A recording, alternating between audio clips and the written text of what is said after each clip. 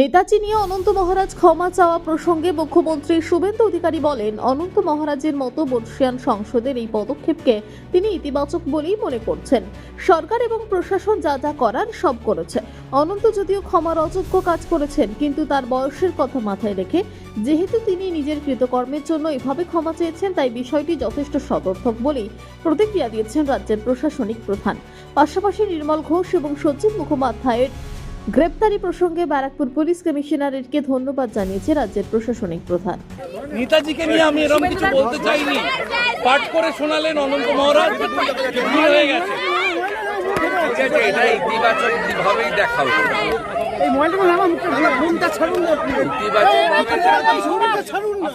বলে আমার মনে হয় আমার অযোগ্য কাজ করেছেন, তারপরেও তিনি আমার মনে হয় এটা ইতিবাচক হিসেবে দেখা উচিত। আইনের পথে চলবে। দাদা কুছ কড়ি কারবাই কি যায়গি।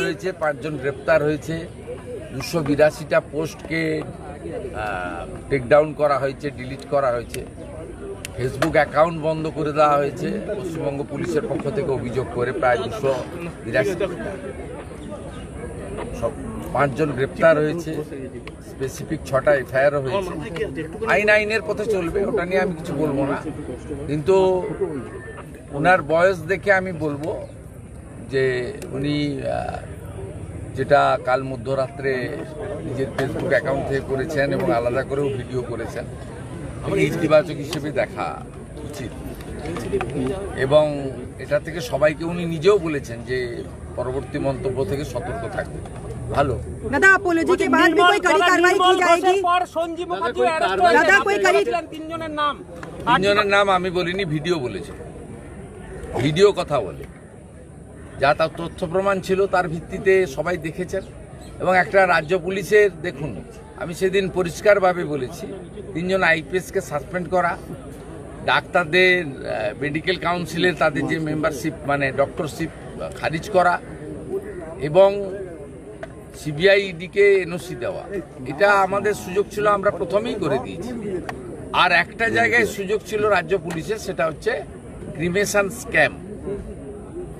সেখানে আমাদের নির্দেশ, আমার ইচ্ছা ছিল, আমি নির্দেশ দিয়েছিলাম, মাননীয় শেখর দেবনাথ মহোদয় অভিযোগ করেছেন এবং 3 জনের নামে অভিযোগ ছিল যাদের ছবিতে দেখা গেছে যারা যুক্ত। দ্রুততার সঙ্গে পুলিশ বাইরের রাজ্য থেকে তুলে নিয়ে এসছে এদেরকে। আমি সিপি ব্যারাকপুর অমিত সিং সহ তার টিমকে ধন্যবাদ দেবো। বাকি একজন আছে, তাকেও পুলিশ গ্রেপ্তার করুক অথবা তিনি নিজে সারেন্ডার করুক, এটা আমি চাই। दादा पहले गवर्नमेंट के टाइम से ही निर्मल घोष का नाम सामने आ रहा था, लेकिन कोई कार्रवाई नहीं किया गया। कल देखा गया पुलिस। अरे पहले गवर्नमेंट तो संरक्षण दिया, पुलिस ऑफिसर को संरक्षण दिया। जो आरजी कौर का फाइनेंशियल स्कैम था उसका एनओसी मांगा था ईडी सीबीआई ने चार्जशीट देने के लिए संदीप घोष के खिलाफ, इसका खिलाफ एनओसी 1.5 साल रुक के रखा था ममता बनर्जी। अब क्या बोल रहा है? पिछले सरकार था तो ये जो अनंत जी का बात चल रहा है, इसको बंगभूषण कौन दिया? इसके ऊपर डिस्कशन कीजिए ना आप। देखिए राज्यसभा में बहुत अपॉलिटिकल लोग को भेजता है, बहुत सारा पार्टी भी भेजता है, टीएमसी भी बहुत लोग को भेजा। मैं कितना नाम बोलूं? 5, 7, 8 नाम तो मैं बता सकती हूँ। अभी भी मैंने कहा ইউরিক অ্যাসিড মানেই আমাদের মাথায় কি আসে? গাটে গাটে ব্যথা, গাঁট ফুলে যাচ্ছে, হাতে পায়ে প্রচুর ব্যথা করছে।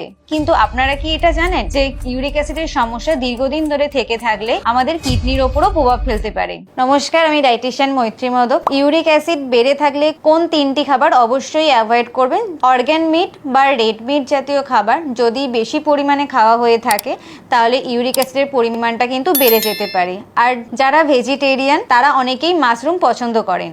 মাশরুম যদি বেশি পরিমাণে খাওয়া হয়ে যায় তাহলে রক্তে ইউরিক অ্যাসিডের পরিমাণটাকে কিন্তু বাড়িয়ে দেবে। তার সাথেও বলে রাখি, যারা বেকারি প্রোডাক্টস, কেক, ইস্ট জাতীয় যে কোনো জিনিস, বিস্কিট, পাউরুটি অতিরিক্ত পরিমাণে যদি খাওয়া হয় তাহলে ইউরিক অ্যাসিডের পরিমাণটাকে বাড়িয়ে দিতে পারে।